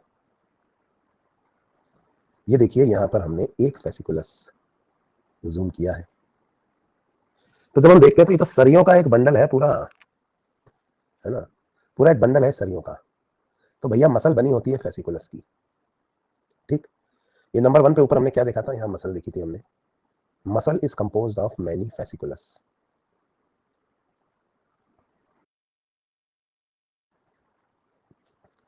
ठीक है, अब ये पूरा है ना, ये पूरा एक फेसिकुलस है, देखिए आप ये। अब इस फेसिकुलस में अगर आप देखोगे तो इसमें आपको ना, इस फेसिकुलस में आपको कई सारे सरिये दिखाई दे रहे हैं। ये देखो, ये 1 2 3 4 सरियों का बंडल नहीं है ये। तो इसमें से अपन क्या करते हैं, एक सरिया बाहर खींच लेते हैं। ये जो एक सरिया है ना, एक सरिया, ये है मसल फाइबर। और भाइयों, मसल फाइबर ही दरअसल मसल सेल होता है। तो याद रखिए, मसल सेल यानी एक सरिया। आप लोगों को मैं बहुत अच्छे एग्जांपल से समझा सकता हूं। आपने ना कभी सरिया देखा है? आरसीसी का सरिया, सरिये की, लोहे के सरिये की दुकान देखिए कभी, जहां कंस्ट्रक्शन मटेरियल मिलता है। अक्सर वो जो दुकान वाला होता है वो सरियों का एक बंडल बना के उसे टेम्पू में डाल देता है, और वो बंडल फिर जहां कंस्ट्रक्शन हो रहा है वहां ले जाया जाता है, सरियों का बंडल। तो सरियों का बंडल जो होता है ना, वो होता है फेसिकुलस ठीक। अब मुझे ये बताओ कि क्या सरिये का एक ही बंडल लगता है क्या एक पिलर में? नहीं लगता ना। जब आरसीसी का अपन पिलर बनाते हैं सरियों का, तो कई बंडल लगे होते हैं एक पिलर में। तो एक पिलर तो पूरी एक मसल है, और उस मसल में सरियों के, जैसे इस मसल में 4 बंडल दिख रहे हैं आपको सरियों के, एक बंडल है, दूसरा बंडल है, तीसरा बंडल है, चौथा बंडल है ना। तो ये सरियों के बंडल जो तुम्हें दिखाई दे रहे हैं, ये मिलकर मसल बना रहे हैं ठीक। एक बंडल मतलब, एक सरियों का बंडल मतलब एक फेसिकुलस। अब 1 बंडल, एक एक बंडल एक फेसिकुलस है। मसल क्या है? Many bundles, many bundles of iron bars, या सरिया, सरियों के कई बंडल मिलकर एक मसल बनाते हैं। एक बंडल मतलब एक फेसिकुलस होता है। एक बंडल में से अगर मैं एक सरिया खींच लूं, देखो मैंने एक सरिया खींचा एक बंडल में से, मैंने यहां से एक सरिया खींचा देखो, और इस एक सरिये को खींचकर, अब कहें कौन सा सरिया? ये वाला। सपोज मैं इस एक सरिये को खींचता हूं, ये वाले को, और इस एक सरिये को खींच के मैं यहां से बाहर निकालता हूं। ये नीचे वाला खींच लेते हैं, चलो ये वाला।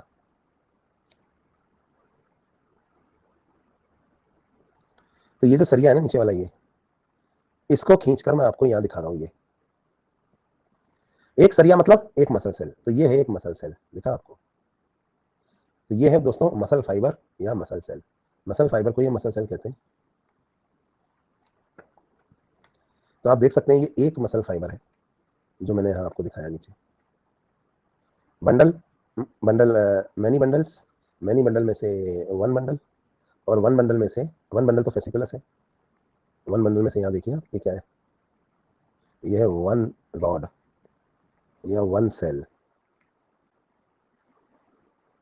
ठीक है। तो ये जो वन सेल है ना, इसका नाम देखिए क्या होता है, ये होता है मसल सेल। अब एक काम करते हैं, हम एक मसल सेल को जूम कर चुके हैं ना यहाँ, हम देखते हैं कि एक मसल सेल के अंदर क्या होता है। तो एक मसल सेल के अंदर क्या होता है, तो मैं एक मसल सेल को यहाँ जूम कर देता हूँ, येलो कर दिया। मैं इस मसल सेल को जूम करने जा रहा हूँ, और जब मैं इसको जूम करता हूँ तो ये नीचे वाला डायग्राम नजर आता है। तो ये मसल फाइबर या मसल सेल, जब मैं इसको जूम करता हूँ तो मुझे ये दिखाई देता है कि इस मसल फाइबर या मसल सेल में मायोफिब्रिल्स पाए जाते हैं। Number 4, myofibrils. जैसे आप वो जो सरिया खींच लेते हो ना मसल के बंडल में से, जब आप उस सरिये को देखते हो तो आपको एक बड़ी अजीब बात दिखती है, वो सरिया भी एक रॉड नहीं है, वो पतले पतले सरियों से बनी हुई एक मोटा सरिया है जो आपस में ऐसे लिपटे हुए हैं। और फिर उस पतले सरिये को जब आप देखते हो तो वो पतला सरिया भी एक सरिया नहीं है, उसमें बारीक बारीक तार हैं जो आपस में एक दूसरे में, वो मायोफिलामेंट कहलाते हैं वो तार। तो फिब्रिल तो सरिये के अंदर का पतला वाला सरिया है, और उसके अंदर तार है, तार, बहुत सारे तार। वो तार कौन है? फिलामेंट, तार का बना हुआ होता है वो। तो मायोफिब्रिल के बाद भी एक चीज आती है भाइयों बहनों, और वो आती है मायोफिलामेंट। और ये तार जो है ना, दो तरह के होते हैं। मायोफिब्रिल मतलब किसका बना हुआ? नंबर 5 पे कौन है? नंबर 4 के बाद नंबर 5 पे है मायोफिलामेंट। और ये मायोफिलामेंट जो होते हैं ना तार, ये भी दो तरह के होते हैं। अब ऐसे सरिये में नहीं होते, पर ऐसे मसल में होते हैं। एक मोटा तार और एक पतला तार। एम फॉर मोटा, एम फॉर मायोसिन, और एक्टिन है पतला। तो दो तरह के फिलामेंट होते हैं, मायोसिन और एक्टिन। तो ये हमें पढ़ना है ना। मोटा तार मायोसिन, पतला तार एक्टिन, दोनों तार आपस में जुड़ गए, गुथ गए, और जुड़ के गुथ के उन्होंने क्या बनाया? बोलो, मायोफिब्रिल। फिर मायोफिब्रिल के तार आपस में बंडल बना रहे हैं, और जब वो आपस में बंडल बनाते हैं, देखो यहाँ मोटा तार पतला तार दिख रहा है आपको इसमें, मायोफिलामेंट में। पहले तो यहाँ नीचे आओ, मायोफिलामेंट पे नहीं दिख रहा? दिखाता हूँ, देखो ये तार मोटा है ना, ये देखो, और ये तार पतला है। ये देखो ये मोटा तार, ये देखो ये पतला तार। तो मोटे और पतले तारों को हम मायोसिन और एक्टिन कहते हैं। ये तार आपस में मिलके क्या बना रहे हैं? बोलो, तो ये आपस में मिलके बना रहे हैं मायोफिब्रिल। मायोफिब्रिल मोटा और पतला तार का मिक्सचर एक तार है। फिर बहुत सारे मायोफिब्रिल्स जो होते हैं, ये आपस में मिलके, ये देखो कितने सारे मायोफिब्रिल हैं यहाँ, देखो आप, नंबर 4 मायोफिब्रिल्स। बहुत सारे मायोफिब्रिल जो है ये तार, ये आपस में मिलके एक सरिया बना रहे हैं, वन रॉड। ये सरिया है मसल सेल, देखो कितने सारे यहाँ दिख रहे हैं आपको। फिर बहुत सारे सरिया का गट्ठर फेसिकुलस कहलाता है, और बहुत सारे गट्ठर मिलके एक मसल बना लेते हैं। तो ये डायग्राम आपको समझ में आया? पूरा एक साथ दिखा देता हूं अब। ये देखो, यहां आप क्या देख पा रहे हो? देखो, ये पतले और मोटे, अब नीचे से ऊपर चलेंगे अपन। ये पतले वाले तार हैं जिनका नाम होता है एक्टिन। ये मोटे वाले तार हैं देखो, जिनका नाम होता है मायोसिन। ये दोनों ही प्रकार के तार दरअसल क्या कहलाते हैं? तो ये कहलाते हैं मायोफिलामेंट। फिर ये दोनों प्रकार के मायोफिलामेंट बहुत सारे आपस में घुस के, आपस में एक दूसरे में गुथ कर एक मोटा तार बनाते हैं, जिसे कहा जाता है मायोफिब्रिल। बहुत सारे मायोफिब्रिल आपस में जुड़ के मसल फाइबर या मसल सेल बनाते हैं। तो बहुत सारे मायोफिब्रिल आपस में जुड़ के muscle fibre, also called as muscle cell, बनाते हैं। फिर बहुत सारे जो मसल सेल हैं, वो उनका जो बंडल होता है, इनका बंडल क्या बनाता है? इनका बंडल कहलाता है फेसिकुलस। और कई सारे फेसिकुलस आपस में मिलके फिर बना लेते हैं, कई सारे फेसिकुलस फिर आपस में मिलके बनाते हैं एक मसल। तो आपको समझ में आया? तो मसल अगर ए है तो फेसिकुलस बी है, मसल फाइबर या मसल सेल सी है, मायोफिब्रिल डी है, और मायोफिलामेंट दो तरह के होते हैं, E1 और E2। E1 मतलब मायोसिन, E1 मतलब सपोज एक्टिन है, जो पतला वाला है ना, और E2 कौन है, E2 जो है वो मायोसिन है जो कि मोटा वाला है। ठीक है, तो अब हम इन्हें इन्हीं उससे कोड करेंगे, ABCD और E1 और E2। क्या आपको ये बात समझ में आई? ए कौन है, ए सबसे ऊपर है, वो मसल है। मसल किससे मिलके बनी है, फेसिकुलस से। फेसिकुलस जो है वो किससे मिलके बना है, मसल सेल से। मसल सेल किससे मिलके बने हैं, मायोफिब्रिल से। मायोफिब्रिल किससे मिलके बना है, मायोफिलामेंटों से, जो दो तरह के होते हैं, E1 और E2। चलो, तो यहां तक की बात तो आप समझ गए। इस डायग्राम को भी आप देख सकते हैं ऊपर, यहां देखिए, ये मसल है ए, ये फेसिकुलस है बी, ये मसल सेल है सी। ये आपको कंफ्यूज कर सकता है, तो मैं इधर से इसको मिटा देता हूं। सेम चीज दो बार लिखी है ना, इसलिए। ये मायोफिब्रिल है डी, और मायोफिब्रिल फिर मायोफिलामेंटों का बना होता है। ये है E2 और E1। तो अभी आपको थोड़ा थोड़ा आइडिया लग रहा है कि मसल का स्ट्रक्चर कैसा होता है। मतलब मायोफिलामेंट मिलके मायोफिब्रिल बनाते हैं, मायोफिब्रिल मिलके मसल सेल बनाते हैं, मसल सेल के बंडलों को फेसिकुलस कहा जाता है, और फेसिकुलस के बंडल फिर एक मसल बनाते हैं। ठीक, तो ये हमने ना एक देखा कि किस तरह से एक मसल होती है और मसल का स्ट्रक्चर कैसा होता है।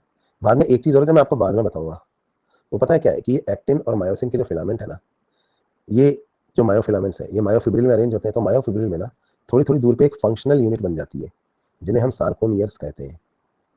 ये क्या होते हैं ना, ये स्ट्रक्चरल यूनिट नहीं है, ये फंक्शनल यूनिट है। मतलब इनमें क्या क्या होता है एक एक सार्कोमियर में, ये हम बाद में पढ़ेंगे। अभी हम सार्कोमियर का स्ट्रक्चर नहीं पढ़ रहे हैं। अभी तो हम मसल का स्ट्रक्चर देख रहे थे कि मायोफिलामेंट होते हैं, मिलकर फिब्रिल बनाते हैं, फिब्रिल फाइबर बनाते हैं, फाइबर फेसिकुलस है, फेसिकुलस मसल। ठीक, इसी चीज को मैं थोड़ा सा और यहाँ पे आपको दिखाता हूँ। एनसीईआरटी के डायग्राम पे अभी चलेंगे, लेकिन एक छोटी सी बात, पहले मैं आपको एक और डायग्राम दिखाता हूँ यहाँ। ये देखिए, इसमें आपको वो सारी चीजें दिखेंगी, पर ये सारी चीजें मैं आपको बताऊं, देखो आप शुरू से देखो। ये देखो, ये मसल है, मसल को अपन ने क्या नाम दिया था, ए। फेसिकल को क्या नाम दिया था, देखिए, बी। मसल फाइबर को क्या नाम दिया था, सी। मायोफिब्रिल को क्या नाम दिया था, डी। और मायोफिलामेंट हमने बताए थे E1 और E2। ठीक है, तो आप देखिए, ये पूरी की पूरी तो यहाँ पर मसल है ये। ठीक, फिर मसल किसकी बनी होती है, बंडलों। मसल के एक बंडल को खींच लिया अपन ने यहाँ से बाहर, देखो कितने सारे फेसिकुलस हैं इस मसल के अंदर, दिख रहे हैं आपको। तो एक फेसिकल हमने खींच लिया यहाँ, फिर उस फेसिकल को देखा तो उसमें बहुत सारे मसल फाइबर थे, तो उसमें से हमने एक फाइबर खींच लिया। तो जब हमने एक फाइबर को खींचे, से पढ़ेंगे अभी, तो उसमें हमने देखा कि इसमें बहुत सारे फिब्रिल है अंदर। ये देखो, फाइबर के अंदर भी कितने सारे फिब्रिल है। तो एक फिब्रिल खींच लिया अपन ने यहाँ से, और फिब्रिल को अपन ने खींचा ना, देखते क्या फिब्रिल के अंदर भी जो है ना, दो तरह के फिलामेंट है, एक्टिन और मायोसिन। तो ABCD और E1 E2। आई होप आपको यहाँ तक बात समझ में आ गई होगी। मायोफिलामेंट्स को हम ई बोलते हैं, जो दो तरह के हैं, E1 और E2, है ना। तो ABCDE, और ई यानी मायोफिलामेंट दो तरह के हैं, ये भी मैंने आपको बताया। एक्टिन को हमने E1 कह दिया और मायोसिन को हमने E2 कह दिया। ठीक, अब एक बात और बताऊंगा मैं, मसल्स के ऊपर कुछ कवरिंग्स होती हैं, कवरिंग्स, कनेक्टिव टिश्यू की बनी हुई कवरिंग्स, शीथ, जो इसको लपेटे हुए होती है। और तीन तरह की शीथ होती है किसी भी मसल के ऊपर, तीन अलग अलग लेयर पे कवरिंग्स होती है। कहाँ कहाँ होती है, देखिए, चलो इस डायग्राम में समझाता हूँ। ये जो तुम्हें मसल दिख रही है ना, पूरी की पूरी मसल के ऊपर जो कवरिंग होती है बाहर, ये देखो, ये जैसे पूरी मसल है ना, इस पूरी मसल पे एक कवरिंग है बाहर, पूरी मसल इसमें लिपटी हुई है। जैसे मान लो मेरा जो हाथ है, ये एक मसल है? अगर ये एक मसल है तो पूरा का पूरा हाथ जो है ना एक चद्दर में लिपटा हुआ है, ये देखो, ये तो ये जो मसल है ना, मतलब ये हाथ अगर मसल है मेरी, तो ये पूरी चद्दर जिसने पूरी मसल को लपेटे हुआ है अपने चारों तरफ, ये चद्दर कहलाती है एपीमाइसियम, नाम याद रखेंगे। ये चद्दर कहलाती है एपीमाइसियम। ठीक है, और दोस्तों ये ना व्हाइट फाइब्रस कनेक्टिव टिश्यू की बनी हुई होती है। एनिमल टिश्यू जिन्होंने मेरे से पढ़ा है उनको पता है कि आउटर कवरिंग सभी ऑर्गन्स की व्हाइट फाइब्रस कनेक्टिव टिश्यू की बनी होती है। इस चद्दर को हम कहते हैं एपीमाइसियम। ठीक, फिर इस चद्दर को काटोगे तो अंदर मसल दिखाई देगी आपको। फिर आप क्या देखते हो कि मसल में बहुत सारे फेसिकुलस हैं, ये देखे थे ना अपन ने। इन फेसिकुलस, प्रत्येक फेसिकुलस, हर एक फेसिकुलस के चारों तरफ भी एक चद्दर लिपटी हुई है। अब जो एक एक फेसिकुलस के चारों तरफ चद्दर लिपटी हुई है, वो आपको यहाँ दिखाई देगी इस डायग्राम में। यहाँ वैसे तो वो यहाँ भी दिखाई देगी, क्योंकि वो यहाँ है, ये चद्दर है ना, ब्लू वाली। तो ये जो चद्दर है ना, इस चद्दर को हम कहते हैं, ये देखो यहाँ पर है ये चद्दर, ये भी कनेक्टिव टिश्यू की बनी हुई है। इस वाली चद्दर को कहा जाता है पेरीमाइसियम। जो ब्लू वाली है। समझ में आई बात? फिर एक तीसरी चद्दर और है भाइयों बहनों, जो कहाँ है पता है आपको? यहाँ मसल फाइबर या मसल सेल के चारों तरफ, यानी यहाँ।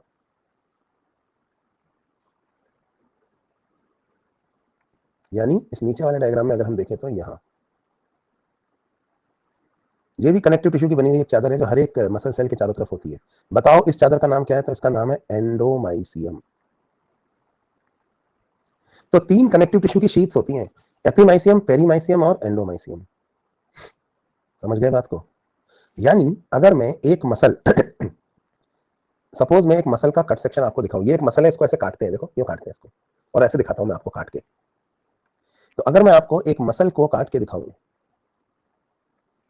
तो किसी भी मसल में ये देखिए आप, सबसे बाहर ये व्हाइट फाइब्रस कनेक्टिव टिश्यू की कवरिंग है, इसका नाम क्या है?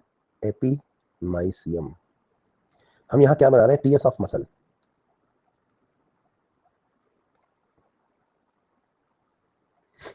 तो सबसे बाहर वाली जो कवरिंग है ना, इसे कहते हैं एपीमाइसियम। ठीक, ये तो एक मसल है, पर आपको तो पता है ना कि एक मसल किसकी बनी हुई होती है।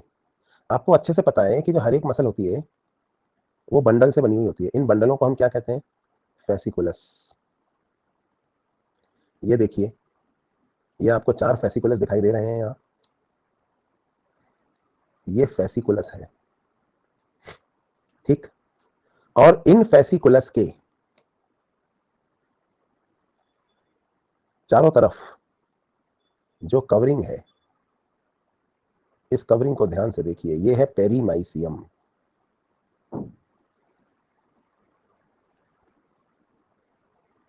तो इन चारों फेसिकुलस के चारों तरफ जो कवरिंग आपको दिखाई दे रही है, इस कवरिंग का नाम है पेरीमाइसियम।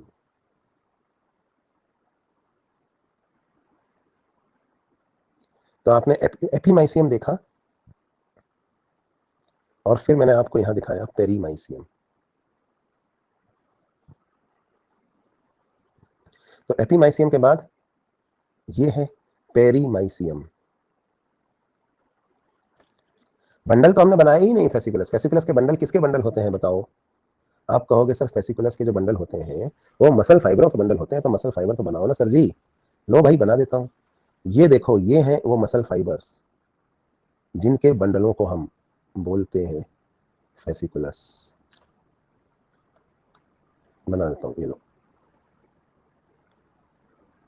समझाने के लिए 4-4, 5-5 बना देता हूं, हालांकि ज्यादा होते हैं, और अच्छा समझाने के लिए 4 ही बनाता हूं। चलो, ज्यादा होते हैं, समझाने के लिए 4 बना रहा हूं खाली। तो ये मसल फाइबर है और उनके बंडल हैं जिन्हें हम फेसिकुलस कहते हैं। अब मेरे को बताओ, मसल फाइबर के जो सेल, मसल फाइबर ही तो मसल सेल है ना भाइयों बहनों, है ना? तो जो मसल सेल है उसकी सेल मेम्ब्रेन का नाम क्या होता है? क्या आपको पता है मसल सेल की सेल मेम्ब्रेन का नाम क्या होता है? नहीं याद आ रहा तो मैं बता देता हूं, इसे कहते हैं हम सार्कोलीमा। तो सार्कोलीमा क्या होती है, दिखाई दे रही है आपको? ये जो पर्पल से बनाई है ना मैंने, ये सार्कोलीमा है। ठीक, लेकिन बात यहां खत्म नहीं हुई है। एक और कनेक्टिव टिश्यू की शीट है जो सार्कोलीमा के चारों तरफ होती है।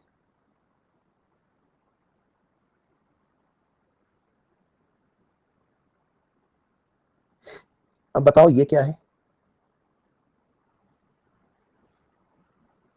ये है एंडोमाइसियम। तो आपको एंडोमाइसियम की लोकेशन समझ में आई?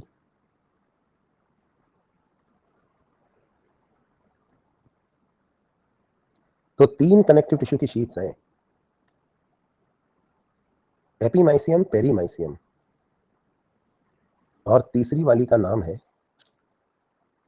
एंडोमाइसियम।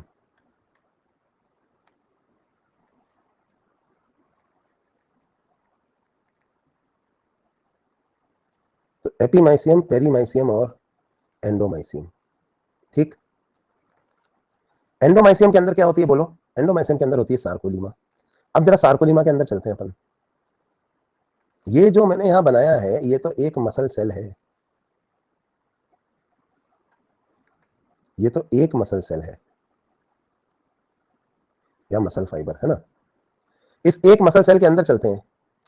जब हम इस एक मसल सेल के अंदर चलेंगे तो हमें यहां पे मिलेंगे मायोफिब्रिल्स। 1 2, देखो कितने सारे।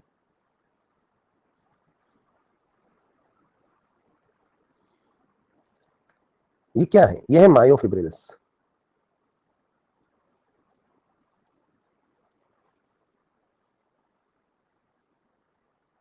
तो मसल सेल के अंदर हमें मिलते हैं मायोफिब्रिल। एक मायोफिब्रिल बड़ा करके दिखाता हूं मैं, ये मायोफिब्रिल है, जैसे काट के दिखाता हूं तुम्हें।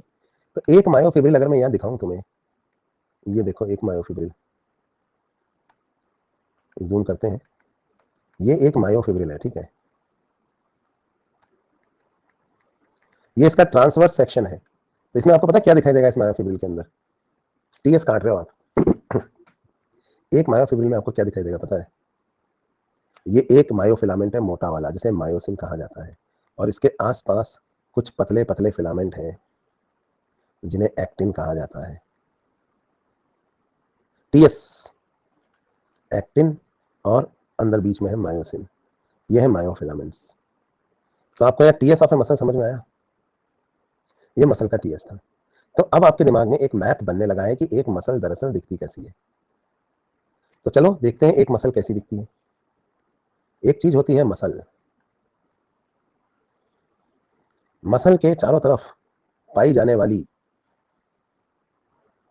जो कनेक्टिव टिश्यू की शीट होती है, इसका नाम होता है एपीमाइसियम। और मसल किसकी बनी होती है? Muscle is made up of many fasciculus. Fasciculus के चारों तरफ जो कनेक्टिव टिश्यू की शीट हमें मिलती है, उस शीट का नाम होता है पेरीमाइसियम। फेसिकुलस दरअसल बने हुए होते हैं मसल सेल के। मसल सेल जिसको हम मसल फाइबर भी कहते हैं। मसल सेल या मसल फाइबर के चारों तरफ जो कनेक्टिव टिश्यू की शीट होती है, वो कहलाती है एंडोमाइसियम।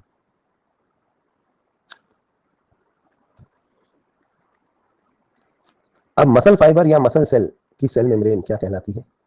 सार्कोलीमा।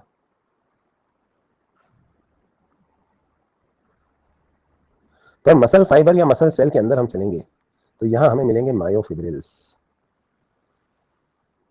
और मायोफिब्रिल्स जो हैं, ये दो तरह के फिलामेंटों से बने हैं। दो तरह के मायोफिलामेंट्स। कौन से दो तरह के मायोफिलामेंट्स यहां हमें मिलते हैं? वो है एक्टिन और मायोसिन। क्या है ये दोनों? तो ये दोनों हैं मायोफिलामेंट्स। बात समझ में आ रही है आपको? तो ये हमने एक मसल का पूरा स्ट्रक्चर दिमाग में जमा लिया। अब मैं आपको वापस दिखाता हूँ। एनसीईआरटी का डायग्राम तो एंड में देखेंगे अपन, वरना कुछ भी समझ में नहीं आएगा। वो शुरू में थोड़ी दिखाते हैं, तो जब सब समझ जाते हैं तब देखते हैं, ताकि वो कुछ लगे ही नहीं हो। अब यहाँ ध्यान दो, A B C D E, E1 E2 तो आप समझते हो ना? मैं लिख देता हूँ यहाँ, आप समझ ही गए। मसल कौन है?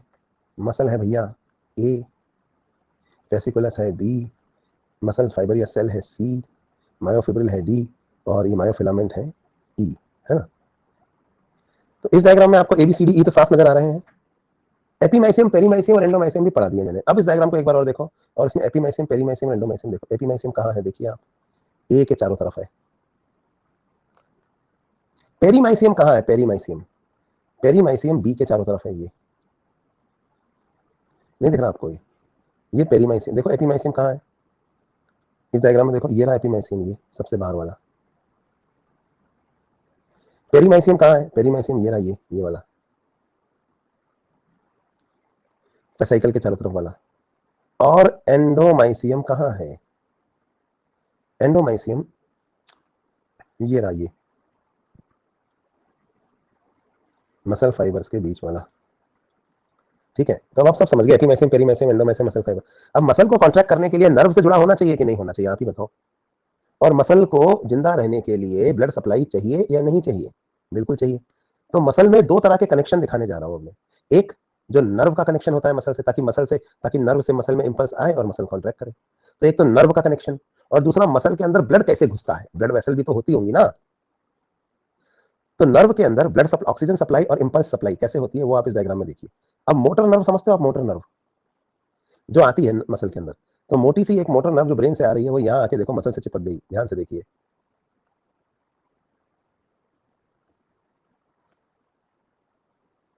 और जहां नर्व आके मसल से चिपकती है, इसे मोटर एंडोप्लेट या न्यूरोमस्कुलर जंक्शन कहते हैं। तो यहाँ पे नर्व आकर मसल से चिपक जाती है, और नर्व पता है मसल से कहाँ चिपकी होती है? मसल की सेल मेम्ब्रेन पे। मसल की सेल मेम्ब्रेन का नाम जो यहाँ नहीं लिखा है वो मैं अब लिखने जा रहा हूँ यहाँ। आपको अच्छे से पता है वो नाम क्या है? वो है सार्कोलीमा। क्या आपको दिख रहा है ये जो लाइन है यहाँ पर? ये लाइन दरअसल सार्कोलीमा है, जो कि एंडोमाइसियम तो बाहर है, पर एंडोमाइसियम के अंदर वाली लाइनिंग ये सार्कोलीमा है।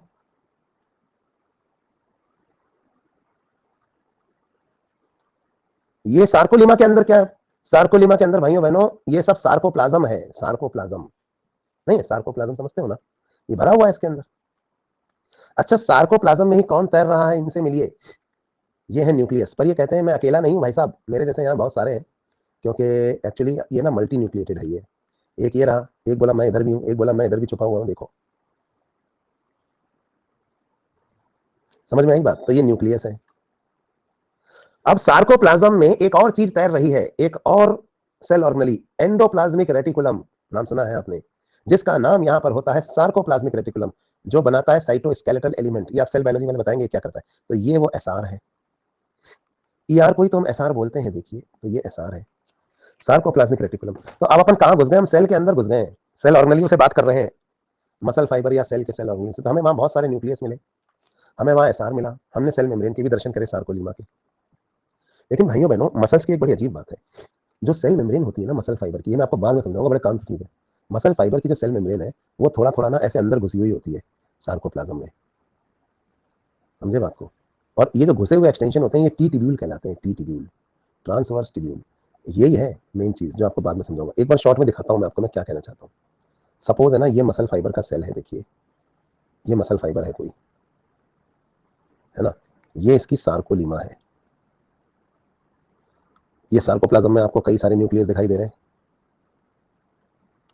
ये यहाँ पे आपको कुछ सार्कोप्लाज्मिक रेटिकुलम भी दिखाई दे रहे हैं, लेकिन ये सब सार्कोप्लाज्म है यहाँ जो भरा हुआ है इसमें, है ना।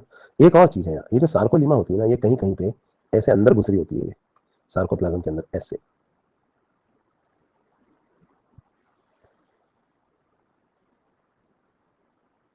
ये जो स्ट्रक्चर्स आपको दिखे ये, इनका नाम होता है टी ट्यूब्यूल। ये क्या करते हैं ये मैं आपको बताऊंगा बाद में। पर एक चीज और देखिए, ये इधर से मोटर नर्व आई, नर्व यहां आकर मसल के चिपक जाती है। इस एरिया को हम कहते हैं neuromuscular junction, motor end plate या न्यूरो मस्कुलर जंक्शन, जहां पे नर्व आके मसल से चिपकती है। कभी तो बस मोटर नर्व से मसल फाइबर में आएगी, पूरी मसल के ऊपर थोड़ी चिपकती है नर्व। मसल के अंदर नर्व फाइबर भी घुस जाते हैं, और नर्व फाइबर फिर मसल फाइबर से चिपकते हैं। बहुत सारे फाइबर है, एक मसल नहीं है पूरी। नर्व भी बताऊंगा बाद में, कोई नर्व में भी बहुत सारे फाइबर होते हैं, एक ही मोटी नर्व थोड़ी होती है। तो मोटर नर्व फाइबर इस तरह से यहाँ पर आकर मसल फाइबर से चिपक जाते हैं। और इस सार्कोप्लाज्म में भाइयों बहनों बहुत सारे क्या भरे हुए हैं, जल्दी से बताओ यहाँ कौन है ये लोग?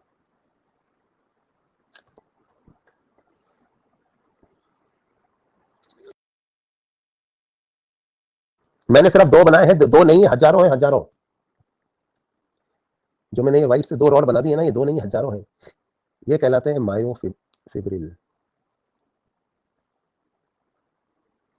फिब्रिल है। इनमें से एक फिब्रिल को मैं यहां जूम करके दिखाता हूं आपको।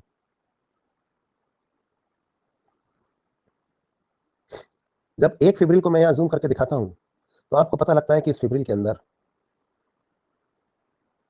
फिलामेंट है। और फिलामेंट भी भाइयों बहनों दो तरह के हैं, कुछ है मोटे और कुछ है पतले।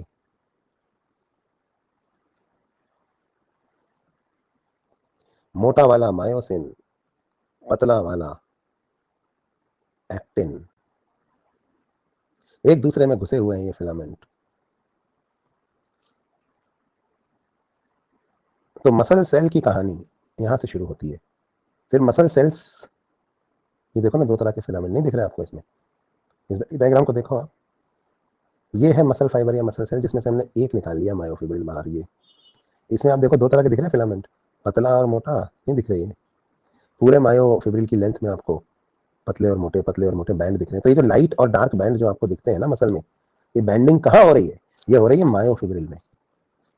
मायोफिब्रिल में लाइट और डार्क बैंड बन रहे हैं और मायोफिब्रिल किस में होते हैं? मसल सेल में। मसल सेल मिलकर फेसिकल, फेसिकल मिलकर मसल, तो मसल में ये स्ट्राइएशंस नजर आते हैं। मतलब ये स्ट्राइएशन पूरी मसल को देखने पर नहीं दिखेंगे। हाँ, जब मसल फाइबर के अंदर आप घुसते हो और आप मसल के मायोफिब्रिल देखते हो तब आपको लाइट और डार्क बैंड दिखते हैं। बेवकूफ मास्टर पता है क्या करेंगे? एक मसल उठाएंगे हाथ की, बोलेंगे देखो इसमें लाइनें होती हैं, और जो पेट की मसल है उसमें नहीं होती। अबे बेवकूफ, दोनों में लाइन नहीं दिखे। मसल में थोड़े यार लाइन दिख जाएगा। लाइन जब तुम मसल में घुसोगे अंदर और मसल के फेसिकल, मसल से फेसिकल, फेसिकल से फाइबर, फाइबर से जब फिब्रिल पे आओगे ना, तब तुम्हें जेब्रा दिखेगा। जेब्रा क्रॉसिंग मतलब लाइट और डार्क बैंड। और ये बेवकूफ अनपढ़ लोग मसल में जेब्रा दिखा देते हैं। मतलब उनका बस चले तो यार मसल पे जेब्रा टैटू कर दे बस एक, ये देखो ये स्ट्राइएटेड, ऐसे थोड़ी होता है। चलो, फिर कहेंगे ये सब छोड़ो, मेरी मसल्स देखो, मेरे एब्स देखो, मेरे बीवी बच्चे, मेरा परिवार देखो, और इमोशंस और लिपस्टिक देखो। इसलिए पढ़ाई नहीं है ना? तो पढ़ लो, जो मैं पढ़ा रहा हूँ यही पढ़ाई है, सिलेक्शन इसी से होगा। उनके तो खुद भी नहीं हुआ, तुम्हारे कहाँ से कराएं? चलो वापस आ जाओ। तो जैसा मैं कह रहा था कि ये होता है एक basic structure, muscle, muscle fibre, cell, myofibril, myofilament. तो अब आपको थोड़ा अभी तो इंट्रोडक्शन ले रहा हूँ मैं मसल्स का, अभी शुरू खत्म थोड़ी ना मसल, अभी तो पढ़ाना शुरू किया मैंने।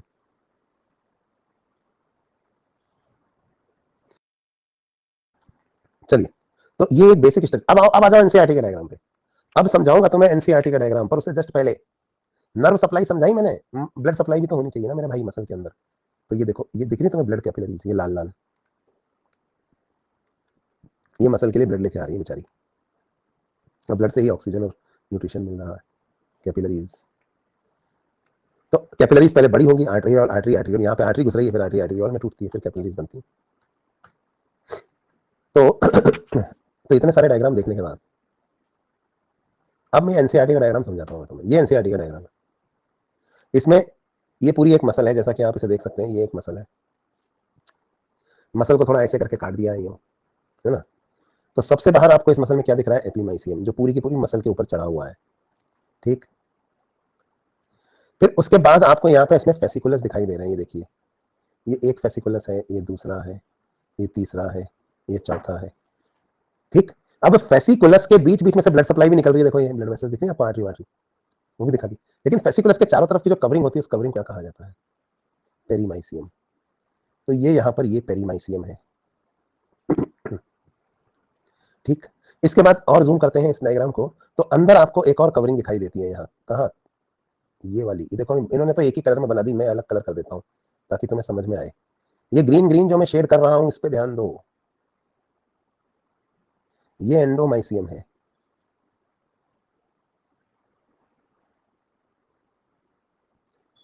तो ये कहलाती है एंडोमाइसियम।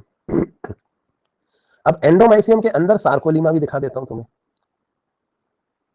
ये वाली लाइन, और जूम करूं, देखो ग्रीन वाली लाइन तो एंडोमाइसियम थी, पर ये वाली लाइन कह रहा हूं मैं, ये वाली, ये सार्कोलीमा है। दिख रही नहीं चाहिए ये वाली? ब्लड सप्लाई, ब्लड कैपिलरीज यहां तक भी आ रही है। सार्कोलीमा के अंदर यहाँ क्या भरा हुआ है? सार्कोप्लाज्म भरा हुआ है। फिर इसके अंदर की कहानी अलग है कि सार्कोप्लाज्म में यहाँ पे बहुत सारे मायोफिब्रिल्स हैं, इनमें एक्टिन है, मायोसिन है, वो अलग कहानी। तो इन्होंने बस ये एक ब्लड कैपिलरी लेवल कर दी इन्होंने यहाँ पे, और ये मसल सेल बता दिया कि भाई साहब ये जो होता है ना, ये एक मसल सेल होता है, ये एक मसल सेल, ये दूसरा, ये तीसरा, इन्हीं को हम फाइबर कहते हैं। अब ये स्वीट एंड सिंपल तो है, लेकिन इसमें क्या समझ में आएगा आपको? ये तो जब आप अब देख रहे हो ना, जब मैंने पूरा पढ़ा दिया है आपको, तो तुम्हें ये समझ में आ रहा है। उनसे पूछो जो सीधा एनसीईआरटी पढ़ते हैं, उनको क्या समझ में आता है? कुछ नहीं समझ में आता है, बस रट लेते हैं लेवल इनको। सिर्फ एनसीईआरटी के स्क्रीनशॉट अंडरलाइन करा रहे हैं, बस हो गया, बस मस्त रहो। आप यूट्यूब चलाओ, फेसबुक, इंस्टाग्राम चलाओ, दिन भर आवारागर्दी करो, नीट में तुम्हारा सिलेक्शन पक्का है। ऐसे नहीं होता है सिलेक्शन। दिन भर 15-16 घंटे पढ़ना होता है, इस लेवल पर पढ़ना होता है, तब कॉन्सेप्ट क्लियर होते हैं।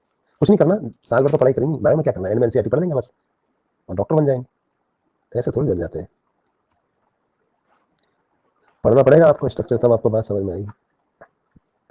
फ्रॉडगिरी चल रही है यूट्यूब पे। चलो, तो आपको ये बेसिक स्ट्रक्चर एनसीईआरटी वाला अब समझ में आ रहा होगा क्या कहना चाहते हैं। अब इससे रिलेटेड डाउट पूछो, मतलब अब तो मैं पढ़ाना शुरू करूंगा। ये तो इंट्रोडक्शन क्लास थी आज, हमने ये देखा कि किस तरह से मसल होती है। अब मैं आपको मसल के कुछ और फोटो भी दिखाता हूँ, जिनसे आपको समझ में आए इतनी देर से जो हम पढ़ रहे थे वो क्या था, और इसी की आप लेवलिंग करेंगे। देखो ये डायग्राम, अब मसल में कॉन्ट्रैक्शन होता है तो बोन में मूवमेंट होता है। अभी तो आपको बताऊंगा टेंडन क्या होता है, वो बाद में बताऊंगा अभी। ये देखो, ये न्यूक्लियस, सार्कोलीमा, ये मायोफिब्रिल्स दिख रहे हैं आपको। मायोफिब्रिल्स के अंदर थोड़े नोड जैसे नहीं दिख रहे आपको, छोटे छोटे से गन्ने के अंदर होते हैं, ये एक यूनिट, एक सार्कोमियर कहलाती है।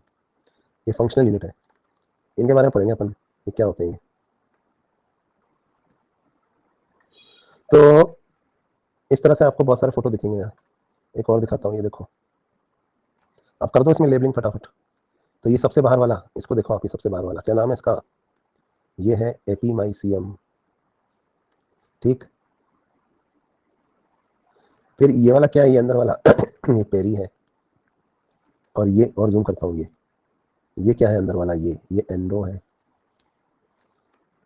ये क्या है भाइयों बहनों, ये क्या है, ये एक फेसिकुलस है। फिर मैं आपसे पूछूं कि एक फेसिकुलस, ये एक फेसिकुलस है ना भाइयों बहनों, ये क्या है, ये एक फेसिकुलस है। इसको अगर मैं पुल आउट करूं, इस फेसिकुलस को, ये तो एंडोमाइसियम है ही सही, यहाँ पे दिख रही है आपको। इस फेसिकुलस के अंदर ये क्या है, एक क्या है ये, तो आप कहोगे ये है मायोफिब्रिल। और इस मायोफिब्रिल में ये क्या है, सॉरी ये क्या है, ये मसल सेल है, उल्टा बोल दिया मैंने। फेसिकुलस के अंदर ये एक क्या है, ये एक मसल फाइबर है।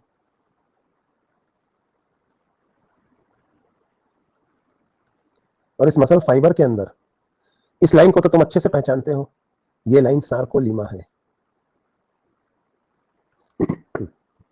और उसके अंदर ये क्या है भैया, ये मायोफिब्रिल है। और इस मायोफिब्रिल के भी अगर हम अंदर जाएं, तो यहां हमें दो तरह के फिलामेंट मिलेंगे,